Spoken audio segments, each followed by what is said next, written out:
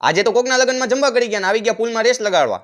બપોરે તૈયાર થઈને નીકળી ગયા હતા આપણે રતન પર જવા કે રોહનભાઈના લગ્ન હતા. આવી ગયા વાડીએ. લગ્નનો હડક તો જો કેટલા હરખાય છે. 2 દિવસ હસી લો. પછી વિચારા વગર લઈ લીધી જમવાની ડીશ. એટલી વારમાં તો પાર્થભાઈ તગારું ભરીને ગુલાબ જાંબુ લઈને આવી ગયા. ના છૂટકે ખાવા પડ્યા. પછી મંચુરિયન ખાઈને નીકળી ગયા હતા ઘરે જવા. કમેન્ટ ના કરતા ચાંદલો કરાવી દીધો. રતનપરના રોડેથી મધરો નીકળી ગયા ઘરે જવા. રાતે તો પુલ પાસે આવ્યો તો આ બધા તો નાવા આવ્યા પણ મેં તો હજી કાલે જ ત્યાં નહીં લીધું હતું એટલે હું નાવા ના ગયો. ટીકાણી સાહેબને તો ફૂલ ઊંઘ આવતી લાગે અહીંયા હુઈ ગયા. પછી તો રેસ લગાડવાનું ચાલુ થઈ ગયું. આવી રીતે તો હું ધૂમકો મારી દેતો હતો. પછી પેટમાં બહુ વાગ કેમ કે પાણી નહોતી ખબર કે વિવેકભાઈ બ્લોગ વાળા છે. પેલા વરુણ તું તો નાવા જા હવાનો નાયો નથી. આપણે બેસી ગયા હતા હર્ષભાઈનો ફોન લઈને ગીતો ગાડવા. નાનું એવું નાજુકડું સ્પીકર પણ વાગે હારું હો. ચાલો રેડી સ્ટેડી ગો. ઉદીશભાઈ તો પહેલેથી ગુજ્જા કરતા આયા છે એટલે એને ઇગ્નોર મારો.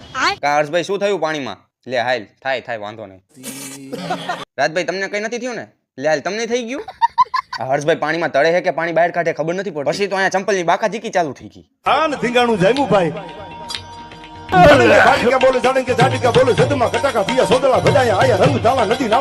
જોજો એલા પડતા નહીં નકર ટાઇલ્સ તૂટી જશે સોસાયટી નુકસાન આવશે. પછી બહાર આવીને બધા સાથે બેઠા. પછી રાતે બધા ભેગા મળીને નાસ્તો કર્યો. બધા ઉભા નાસ્તો કરે પણ ઉમંગ કાકાએ તો ખુરશીમાં બેસીને નાસ્તો કર્યો. તમારું હાઈલું હે ને? અત્યારે તો વિડિયો ની ના દે ખાવામાં ધ્યાન દેવા દે નકર પૂરું થઈ જશે.